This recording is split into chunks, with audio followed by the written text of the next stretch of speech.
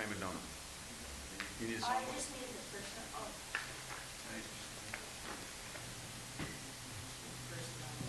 These are fairly, these are new, huh? They're not new anymore. But they're the latest. Look at that. Take a picture.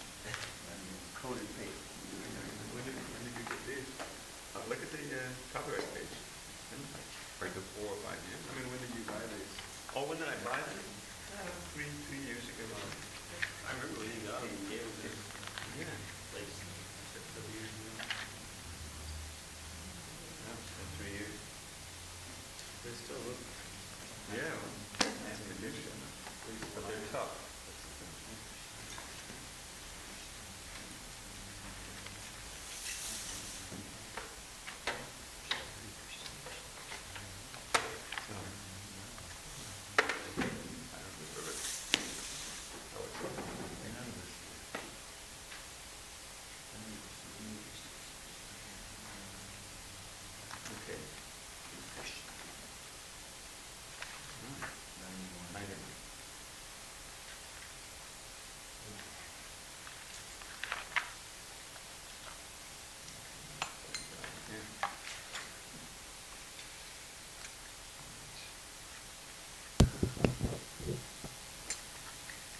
Damodar, I know you can play the drum for this, it's easy. The drum, yeah. Now that you learned the drum, we're going to bother you to play the drum.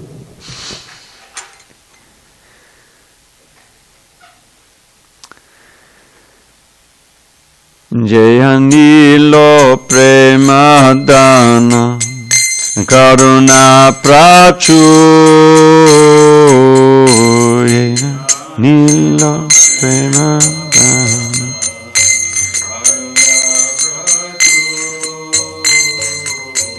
Heno Prabhu kota gela chayataku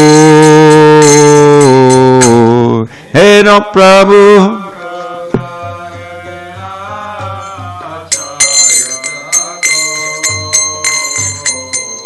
Kaha mora swarup rupa Kaha sanatan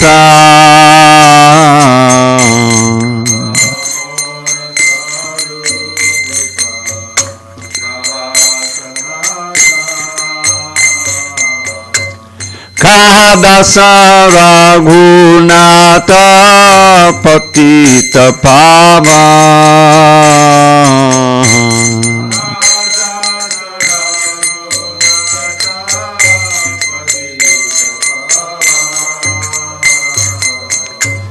Kaha moran bhatta juga Kaha kavira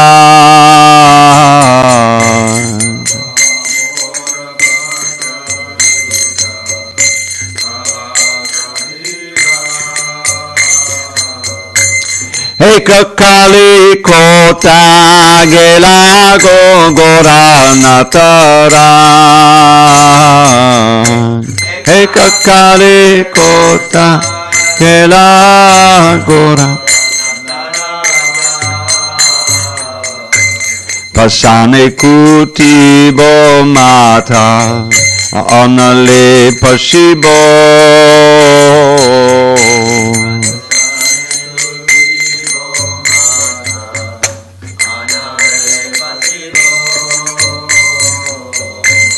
Gauranga gunera nidhi kotangele pamo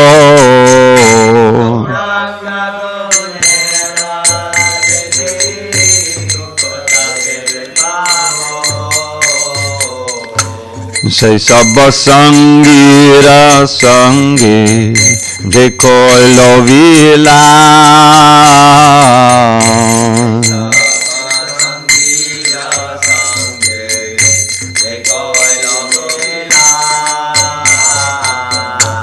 Say sangana paya kande narotamada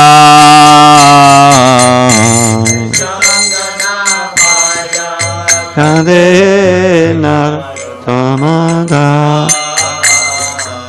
Anje anilo premadana karuna prachur.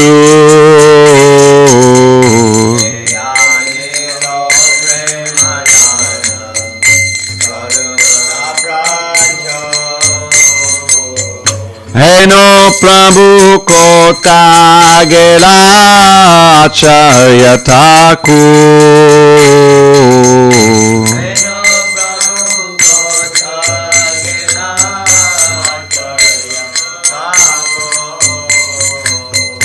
Jaya Vaishnav Thakur, Vaishnav Thakur, Jaya Vaishnav Thakur, Jaya Vaishnav Thakur.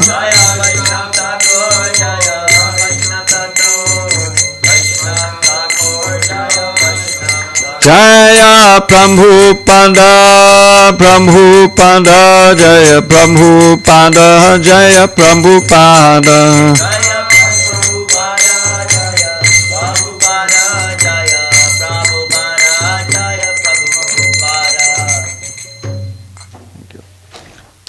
He who brought the treasure of divine love and who was filled with compassion and mercy. Where has such a personality as Srinivasacharya gone? Where are my Sarup Damodar and Rupa Goswami?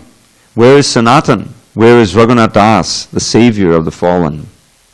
Where are my Raghunath Bhatta and Gopal Bhatta? And where is Krishnadas Kaviraj? Where did Lord Gauranga, the great dancer, suddenly go? I will smash my head against a rock and enter into fire. Where will I find Lord Gauranga, the reservoir of all wonderful qualities?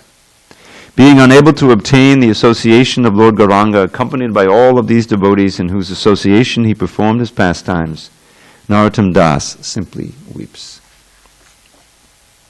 Is that from the Parthana, or in Parthana? Yes. Yeah, it's a songbook. So this is obviously the glorious appearance day of Srila Prabhupada. It's been now 40 years since he disappeared. I'm sorry, disappearance day of Srila Prabhupada. It's been 40 years since he left us, his physical form left us.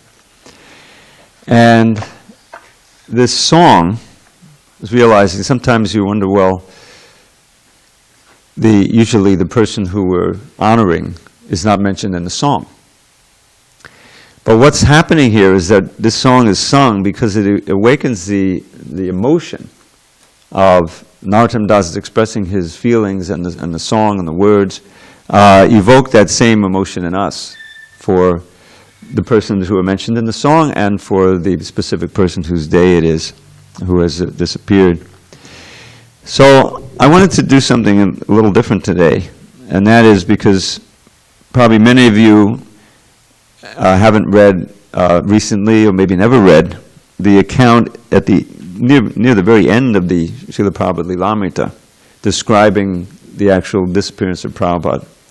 And I reviewed it this morning, and it's such a wonderful description, and he deals with so many issues and meanings that it has for us that I thought I'd just read that. It's a little bit long, but we have no breakfast. And then we'll discuss some of the points. So first of all, just the run-up to this. The year 1977 was progressively more and more anxiety for the devotees in the Krishna consciousness movement. I was sitting in L.A. We kept hearing about Prabhupada's declining health.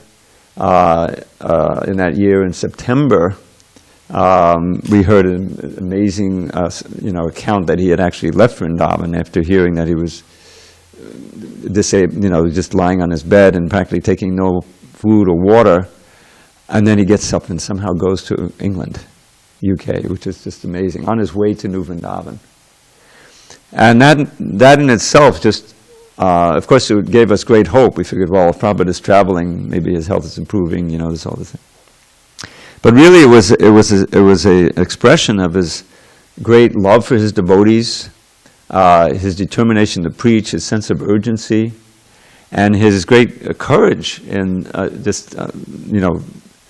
ignoring the material energy and the difficulties he was having to go. And he made it to London. There was a very moving meeting there. Everyone from Europe who could possibly get there was there, all the devotees. And Prabhupada, I think he hardly spoke.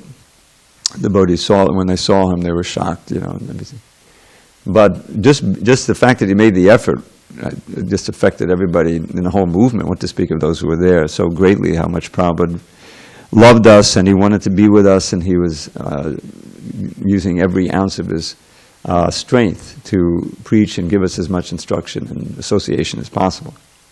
So then he returned to Vrindavan, and it was clear that, at least externally, that these were the final days. And so this last chapter, I think this is the last chapter of the Lilamrita, chapter 55, called The Final Lesson. It describes so much about the actual run-up to the disappearance and Prabhupada's disappearance. I thought I'd just read it, then we can... Oh, I don't know. You don't have a cell phone, you have an Android, right? Yeah. I'm not sure, Prabhu. It's on the database, but it's not on the Pocket Vedas. And on Android, I don't think you can get the database. Anyway, if someone can look at it. So what Satsrup Maharaj writes here, despite his promise to live, Srila Prabhupada said his life was still in Krishna's hands. Everything was. His free choice did not mean he was absolutely independent. Rather, the pure devotee's attitude is to freely surrender to Krishna, whatever happens. In the mood of the gopis, the foremost devotees of Lord Krishna, Lord Chaitanya prayed, "You may handle me roughly in your embrace or make me broken-hearted by not being present before me, but you are always my worshipable Lord unconditionally." Because the exchanges between the Lord and his pure devotees are always supremely personal, both the Lord and his devotees express desires and individual will. So this is all in the context of all the devotees praying to Prabhupada to please stay. And Prabhupada, saying it's in Krishna's hands. And then, at one point he said, "If you like," and then he began to eat again. And so there was all of this emotional roiling going on, and no one really could conceive of Prabhupada leaving. It just seemed like a great, one of his incredible pastimes. After all, the Bhagavatam was only 2/3 done. He just started the 10th canto, and he was planning to, I'm going to finish the Bhagavatam. So this is what was going on, is that the actual acceptance of Prabhupada leaving us was in denial. Everyone was in denial about that. So he's expressing the intricacies of this. In his childhood Leela, Krishna sometimes breaks Mother Yashoda's butter pot, and sometimes he allows her to catch him and bind him. In any case, the will of the Lord and the will of the devotee are always one in interest, but they are sometimes expressed in the form of a loving conflict. Similarly, although Prabhupada had promised his devotee that he would stay in the world and defy death, he still remained surrendered to the will of Krishna. Prabhupada had already expressed his surrender in the prayer he had given his disciples to offer on his behalf. "My dear Lord Krishna, if you desire, please cure Srila Prabhupada." And this was going on all over the movement. Everyone was offering this prayer. By the phrase, "if you desire," he was reminding his followers of the supreme prerogative of Krishna and was asking them to abide by it, although he was also giving them an acceptable way to petition Krishna. In a similar case in 1967, when he had his stroke, he had given his disciples another prayer. "My master has not finished his work. Please let him stay." He had said then that Krishna had responded to this prayer, granting the wishes of the devotees. Srila Prabhupada himself was responding to the devotees' prayers, and Krishna had given him the choice. But as a surrendered soul, Srila Prabhupada waited for further developments, ever sensitive to Krishna's desire. As Prabhupada had said when invited by Kirtananda to come to his palace in New Vrindavan, "Let us see which palace I am going to." As a loving tension can sometimes exist between the Supreme Lord and his pure devotees, so now a similar tension existed between Srila Prabhupada and his followers. Prior to his disciples' desperate petition at his bedside, Srila Prabhupada had seen his duty as instructing his disciples in how to die. Part of his mission was to set the perfect example in this most important lesson, how to pass life's ultimate test. But now his disciples were asking him to postpone the lesson in dying and stay with them indefinitely in the preaching field. And Prabhupada had agreed, showing that he had the ability to live if he chose. But sooner or later, he would have to return to the lesson on how a person should face the end of life. One special feature of Srila Prabhupada's activities is his relating intimately to the human condition, while at the same time remaining aloof and transcendental. As a pure devotee, he was not subjected to the law of karma, which awards reactions for pious and sinful deeds. He was not born by the force of karma, nor would he die by the force of karma. As stated by Rupa Goswami, one whose body, mind, and words are fully engaged in devotional service to Lord Krishna is a liberated soul, even while living in this world. People often misunderstand the movements of a pure devotee within the material world, just as one, upon seeing clouds blowing past the moon, might think the moon itself is moving. The Shastra therefore warns us never to see the Guru as an ordinary man, subject to karma. But Srila Prabhupada, while always transcendental to this world, showed the conditioned souls how they too could come to the stage of liberation by constantly thinking about Krishna and serving him, so that at the time of death they could return to Krishna in the eternal spiritual world. And Prabhupada's lessons were always practical and universal. Prabhupada's books, for example, were not mere theory, but were practical and full of realized knowledge. And Prabhupada practiced what he preached. His entire life was exemplary. He had been in family life, and even then he had vigorously preached by starting his Back to Godhead magazine. In poverty and obscurity, he had struggled to start a spiritual movement, and by the grace of Krishna and his spiritual master, he had become successful. He had always shown by his human-like attempts his willingness to bravely take on austerity and face danger. He had shown exemplary spiritual life for all to try and follow. He had gone alone in old age to a foreign country and had chanted Hare Krishna in a park in New York City, attracting the young men and women of America. Therefore, everyone should take his example and try to serve Krishna despite the immediate impediments. Srila Prabhupada encountered obstacles, yet by his free will and the help of Krishna, he surmounted them. This was his wonderful example. It is said that Lord Chaitanya 500 years ago made surrender to Krishna more attainable than Lord Krishna had 5,000 years ago. And now in the 20th century, Prabhupada has made Krishna consciousness possible for people all over the world. As part of his instruction and example, Srila Prabhupada knew he wouldn't have to show people just how to die. He had escaped death a number of times by Krishna's grace, by the prayers of his disciples, and by his own pure and powerful will to propagate his movement. But from the signs given to him by Lord Krishna in 1977, Srila Prabhupada began decisively and conclusively ending his mission in the material world. And among his final duties was his giving complete guidelines on how to die. He was perfectly showing how to do that which everyone has to do, but which is most difficult to do successfully, die. But a loving conflict was there. Prabhupada loved his disciples. He also knew they were not yet fully mature. His movement already had great potency and stature in the world, and yet it had many enemies. He was inclined to always protect his devotees, his movement, and all living entities, even the animals. So when his most intimate and faithful disciples pleaded that they could not go on without him, he had turned from showing how to die, agreeing to stay with them and preach. But at what point would they ever be willing to let him go? At what point could he say that the world of Maya and the enemies of Krishna were all gone? At what point would his disciples become fully mature? In following his decision to stay, Srila Prabhupada turned himself over to his disciples, allowing them to care for him completely. Those who took part recalled that never before had Srila Prabhupada allowed such intimate dealings between himself and his disciples. The only thing comparable was in New York in 1966, when he had been very intimate in dealing with the first persons to join him, persons who had known nothing of the etiquette of approaching a spiritual master.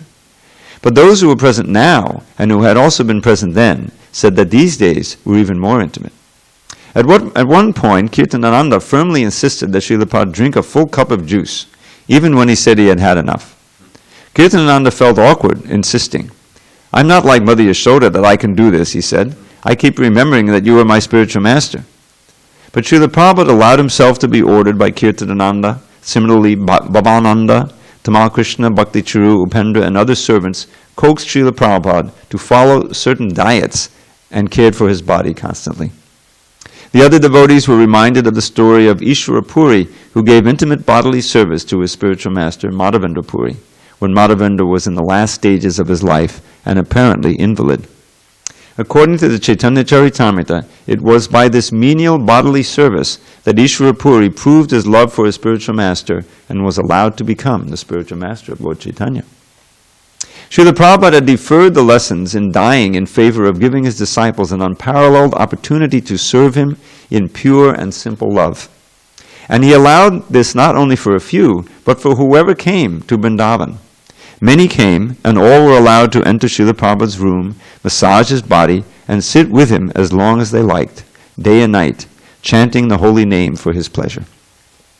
Srila Prabhupada also recommenced his translating, and this was done openly.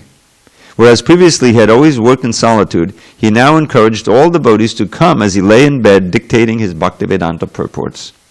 He was giving himself completely and declaring it also, telling the devotees present, "Never leave me. I cannot live without your company." They had asked him to stay, and he had agreed, consigning himself completely to their care. Those who were blessed to have this service felt themselves passing over all barriers of reluctance to serve, as well as all barriers of material desire. By intimately serving Srila Prabhupada, they felt the strength of complete surrender and sensed that this would sustain them always, even when Srila Prabhupada eventually did depart from the world. Prabhupada also continued speaking, as he had in recent months, about being unafraid of death and being fixed in transcendental knowledge. When receiving a presentation of some of his books recently printed in Portuguese by Ridhyananda Goswami, Prabhupada encouraged him and said, "This is life. The material world is just bones. The bones are not our real life. Our real concern is the living force. The bones will remain or go. It doesn't matter. The real life is sustaining the bones. There is even a history that there was a rishi who had only bones. So there is a science by which you can sustain life by only bones. Hiranyakashipu did it. You are also doing it," Srila Prabhupada, Tamal Krishna said. "So take care of the bones as long as possible. But the real life is here. Always remember that. The material world means we are simply all protecting bones and flesh together, but they have no knowledge of what they are."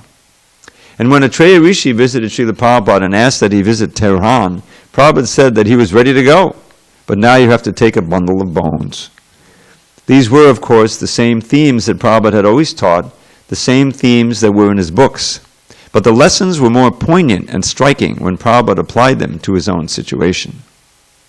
More than one devotee compared Prabhupada to Bhishma Dev, who gave important instructions in his last days. As Bhishma felt no pain and delivered learned and loving discourses even from his bed of arrows, and as Bhishma determined by his own will the time of his departure from this world, so Srila Prabhupada spent his last days oblivious to his physical condition, defying death and instructing his spiritually innocent sons. But Prabhupada's sons could no longer stand by and simply hear the philosophical lessons. Prabhupada had accepted their affection when they had cried for him to stay with them, and now they wanted to express that affection in the only world they understood, a world with Srila Prabhupada living and talking with them, laughing or reprimanding them as he liked. They wanted him to eat and drink and become physically strong again.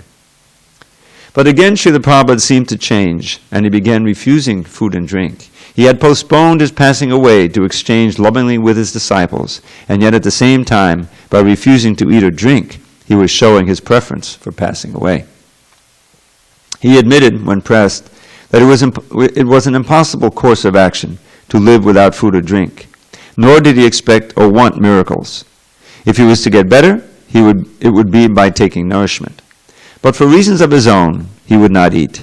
He said recovery was material, and he didn't want it. He kept closely in tune with the will of Krishna, allowing the holy name to sustain him. The doctors who came were often puzzled, but those who were Vaishnavas understood and respected his prerogative. Prabhupada's servants made anxiety-filled attempts to induce Prabhupada to take regular treatment, but Prabhupada preferred to only take kirtan and Bhagavatam, while at the same time sustaining a willingness to live. He empathized with his disciples' anxiety and patiently explained the puzzling situation they were in.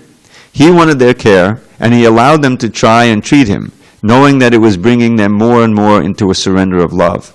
But gradually it became more clear that Krishna's will was indicating Prabhupada's departure. Srila Prabhupada Bhavananda coaxed, always working on the assumption that Prabhupada could stay if he wanted. Your presence on this planet is the only thing that's keeping the onslaught of the Kali Yuga from really taking effect. We have no idea even what will happen if you leave. It is not in my hands, said Srila Prabhupada, with perfect clarity of consciousness. And then he did Krishna Balaram, because he's in Vrindavan there. Krishna Balaram. Srila Prabhupada always spoke clearly, logically, and with complete devotion to Krishna. Up until the last, he dealt with practical matters, forming a Bhaktivedanta Swami charity trust for reconstructing ancient temples in Bengal and arranging final details regarding ISKCON properties and monies. Through all dealings, he stayed always alert, and he absorbed himself in Kirtan and Bhagavatam. But it became obvious to his disciples that despite his promise, he was again moving inevitably toward giving the final lesson. He was teaching that love was beyond death, that a disciple's love could call the spiritual master back to the world to stay, and that a pure devotee has the ability to stay in the world beyond his allotted time. Meanwhile, however, he was progressing steadily to the final point. The devotees didn't feel angry with him or cheated that he was doing so.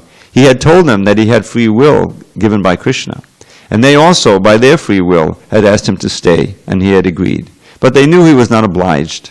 If, despite their prayers, Lord Krishna was telling Srila Prabhupada that he should come back home to Godhead, what could they do but accept? If Srila Prabhupada was accepting, then they would accept also. Nothing, however, could change the fact of their surrendered love. It had now become a solid pact that could not be vanquished by any material changes. They had passed the test of eternal, loving service, and that could not be taken away by death. Up until the end, there were interludes of sweetness as well as displays of Prabhupada's indomitable mood of fighting for Krishna. One day, Prabhupada's sister Pishima arrived unexpectedly, and Prabhupada asked her to cook khichdi. At that time, Kirtanananda was trying to put Prabhupada on the road to recovery by gradually increasing his liquids, and Kirtanananda and the other devotees opposed the idea of his suddenly eating solid foods. But Srila Prabhupada insisted. It doesn't matter whether what she cooks does good to me or bad, said Srila Prabhupada. She is a Vaishnavi. It will be good for me. He then began speaking in an extremely humble way. Probably I became a little puffed up because of my opulence and success, he said. Now God has shattered that pride. If you don't have your body, what is there to be puffed up about? Bhakti Charu Swami protested. Srila Prabhupada, whatever you have done for Krishna. That may be. But in this world, unknowingly, you commit offenses. When Pishima heard this, she exclaimed, No, he never committed any offense. You cannot ever commit offenses, said Bhakti Charu. You are God's very dear one. How can you commit offenses? I am a little temperamental, said Prabhupada. I used to use words like rascal and so on. I never compromised. They used to call it a club in one hand and a Bhagavatam in the other. That is how I preach. Anyway, make arrangements for my sister. There were also visits from Prabhupada's godbrothers, and again Prabhupada asked forgiveness for his offenses. One time, Niskinchana Krishnadas Babaji, Puri Maharaj, Ashram Maharaj, Ananda Prabhu, Purushottam Brahmachari, and about 20 others came and sat next to Prabhupada's bed. He was resting when they arrived, and they joined the kirtan until he awoke. When he saw them, he asked to be raised up. Sitting in the center of his bed, with his godbrothers all around, he addressed them. All over the world there is a beautiful field to preach Krishna consciousness, he said. I didn't care whether I would be successful or not. People are willing to take. They are all taking also. If we preach together, the saying of Mahaprabhu, Prativiti, will become true. Prativityache nagaraga. We have everything. Spread the holy name and distribute prasadam. There is a beautiful field. In Africa, in Russia, everywhere they're accepting. When Prabhupada began asking his godbrothers to forgive him, they protested. You are the eternal leader, one of them asserted. You rule over us, guide us, and chastise us. Forgive all my offenses, Prabhupada repeated. I became proud of all my opulence. No, said Puri Maharaj, you never became proud. When you started preaching, opulence and success followed you. That was the blessing of Sri Chaitanya Mahaprabhu and Sri Krishna. There cannot be any question of your being offensive. When Srila Prabhupada presented himself as Mahapatit, greatly fallen, Puri Maharaj did not accept it. You have saved millions of people around the world, he said. Therefore, there is no question of offenses. You should be called Mahapatita Pavana, the great savior of the fallen. Prabhupada's disciples regarded Prabhupada's asking for his godbrother's forgiveness as a manifestation of his humility. But they were also puzzled. Certainly Prabhupada's godbrothers were sincere in saying Prabhupada had committed no offense. Whatever he had done for Krishna. But Srila Prabhupada was also sincere in asking for forgiveness. That was the beautiful gem of his humility, to ask everyone for forgiveness. For the purpose of preaching, displaying this gem had not always been the most effective way to spread the merciful teachings of Lord Krishna in every town and village. But now it could be displayed. In London and now in Vrindavan, Prabhupada was showing his disciples extra affection and gratitude, without the reprimands usually necessary in training disciples. This attitude of complete humility was a symptom of the highest stage of devotional life. Srila Prabhupada had explained in his books that the Madhyama Adhikari, the second-class devotee, makes distinctions between the devotees, the innocent non-devotees, and the demons, whereas the Mahabhagavat, or first-class devotee, sees everyone, except himself, as a servant of God. Sometimes, however, the Mahabhagavat desires to come down from the first-class platform to the second-class platform just to take up the most compassionate service of preaching Krishna consciousness. Prabhupada's disciples had all read of the Mahabhagavat stage in the scriptures, and now they were seeing it fully displayed as Prabhupada referred to himself as the most fallen and asked for everyone's forgiveness. Srila Prabhupada had heard of the program of his disciple Lokanath Swami, who was taking a small group of men in a bullock cart and preaching in all villages throughout India. Lokanath had told Prabhupada how in the course of their travels they had recently visited tirthas such as Badarak Ashram and Bhim Kapur. Srila Prabhupada was enlivened to hear this, and he then evolved a transcendental desire to go himself on a cart, pulled by bullocks, to circumambulate the area of Vrindavan. Tamal Krishna and Bhavananda, who were serving Prabhupada with increased intimacy, felt themselves unable to support Srila Prabhupada in his desire, since they thought his fragile body could not survive such rough treatment on the roads. But Prabhupada reasoned that dying on parakram is glorious, and he asked them to take him. A controversy developed among the devotees, as some said Prabhupada's will to go on parakram should be immediately honored as an order from the spiritual master. He wanted it, and it should not be denied. The doctor, however, assured them that Srila Prabhupada's body would not survive the jostling of the cart. The many devotees who crowded around Srila Prabhupada's bed held different opinions, and Prabhupada could see this. Following his request, however, Lokanath went out and hired a cart with bullocks and prepared it for the ride. Lokanath and Hansadutta suggested that the parakram would go to the city of Vrindavan or visit the 7 main temples of the Goswamis. But then they said that since the next day was Govardhan Puja, Prabhupada could go to Govardhan Hill. Tamal Krishna, Bhavananda, and Bhakti Charu, however, protested adamantly against the parakram. One day experiment, Prabhupada said. It is for 1 day. Rest assured, I will not die in 1 day. He liked the idea of going to Govardhan. And we shall make our cooking there, he said. Lokanath Swami, he assured them, was experienced. Make very good picnic, he said.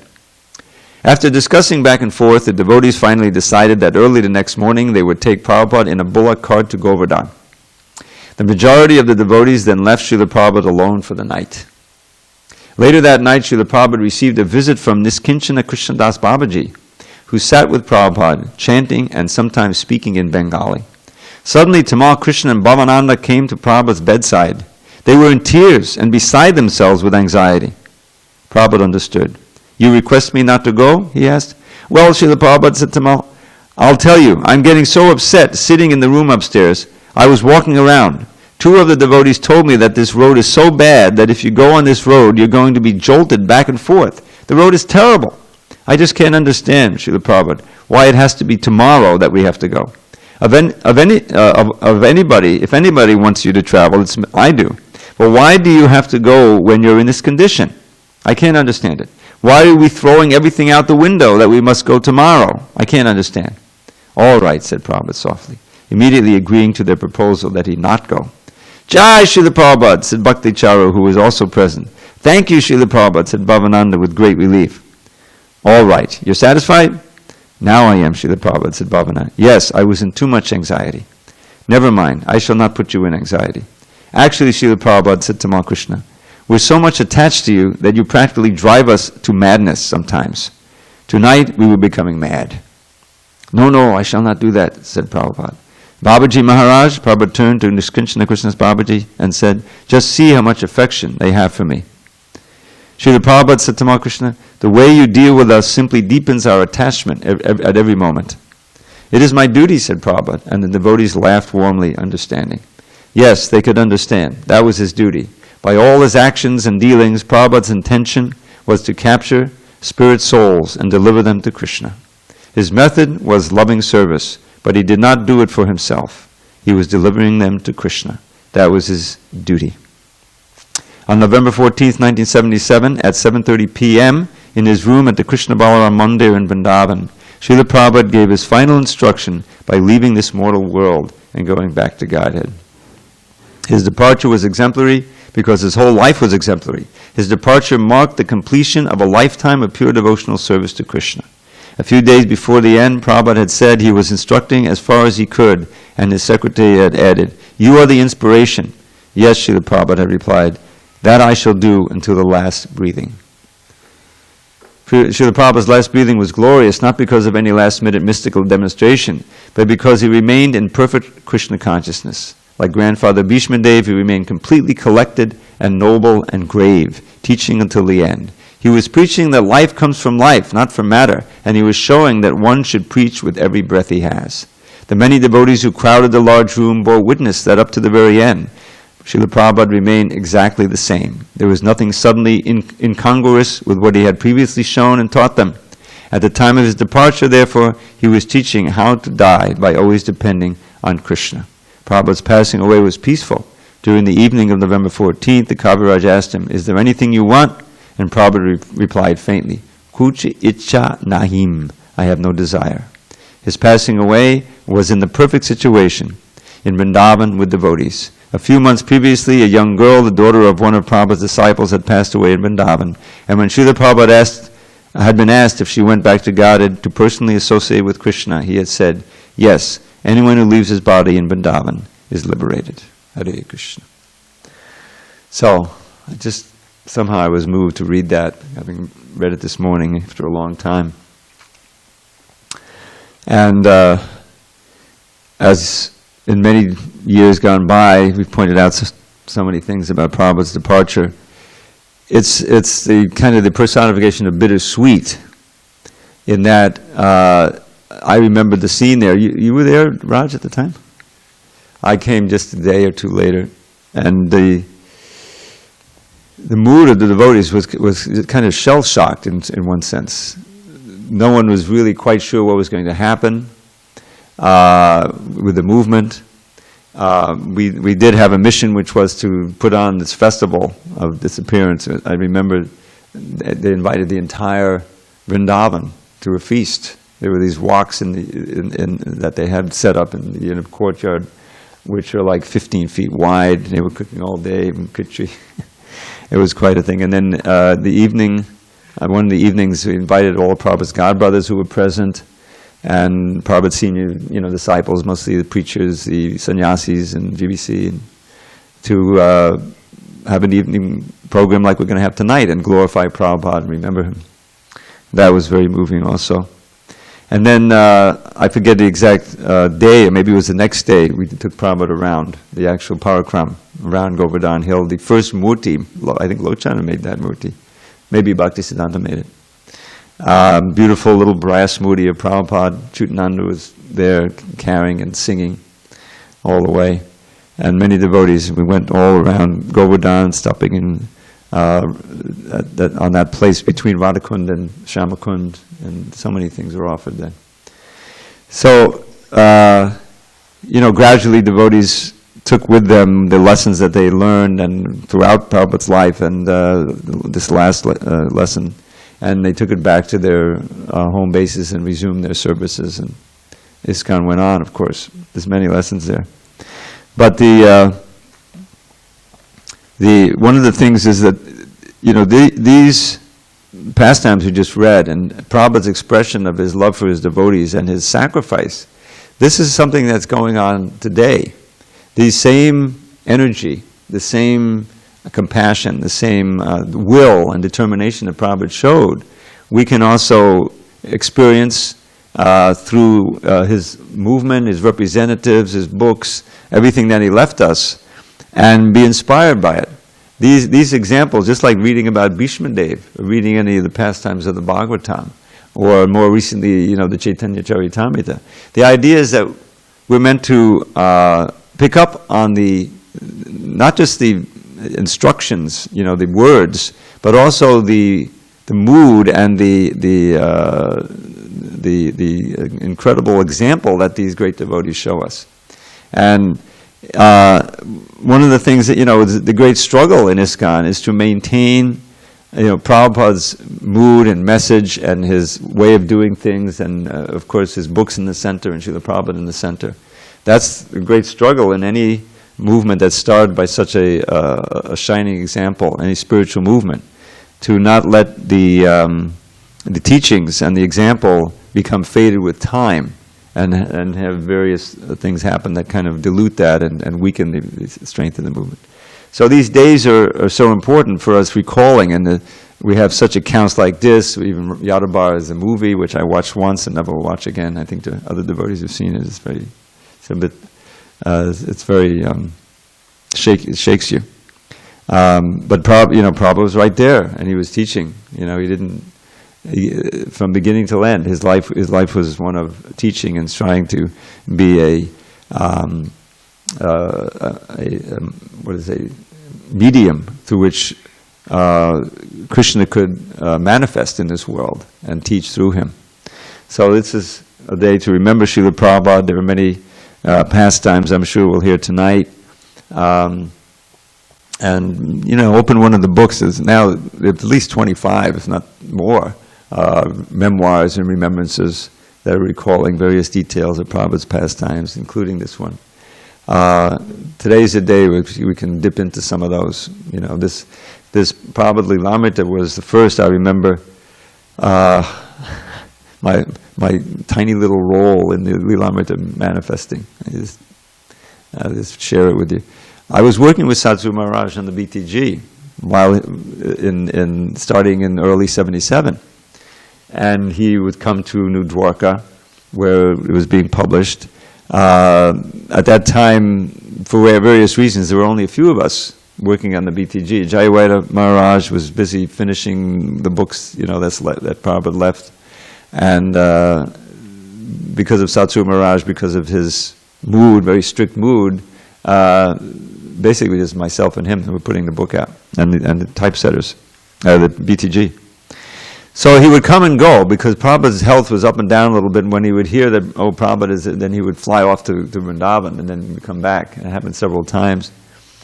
And then one of the times when we were talking, and he expressed to me his desire to write a biography of Srila Prabhupada.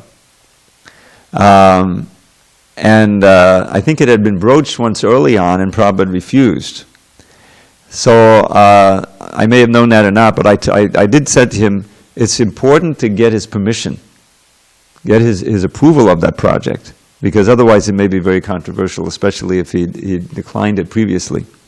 So on his next trip, in the late summer of '77, he asked him for the permission, and Prabhupada gave it. And that was opened the way for that Lilamrita to manifest. And the Lilamrita itself was such a labor of love. I mean, Prabhupada, he had a whole crew. Nagaraj and Mahanidhi Das Brahmacharis were part of that. Going around, going to India, interviewing Prabhupada's godbrothers, or Prabhupada's disciples who were there, who had known him. And they would get on the phone. Sometimes the travel expense was too much. They would go on the phone and spend a couple hours on the phone with devotees here and there. And they compiled huge amounts of transcripts of first-hand remembrances of Prabhupada. And that was, and the unsung hero of the Lilamrita is Mandaleshwar. Who knows his name? But he did the editing, a lot of boiling down and crafting of this. Yes. He was very much devoted to Sadhguru Maharaj. Yeah, wherever he went. He came to Dwarka, then went to Philadelphia with him also. So the movement, obviously, Srila Prabhupada, he brought. It's like creating this movement out of nothing. He manifested. It was just with his will, with his devotion, with his mercy, with his erudition and his purity. Krishna brought him in at just the right time to New York City. I was there. I grew up in that area. If he had come 10 years earlier, it would have been a whole different atmosphere. Or 10 years later. But that mid-'60s, there was so much ferment, a lot of questioning. and a lot of like, you know, trying to reach higher states of consciousness, you know, through drugs or whatever. And so, you know, that was perfect place for Prabhupada.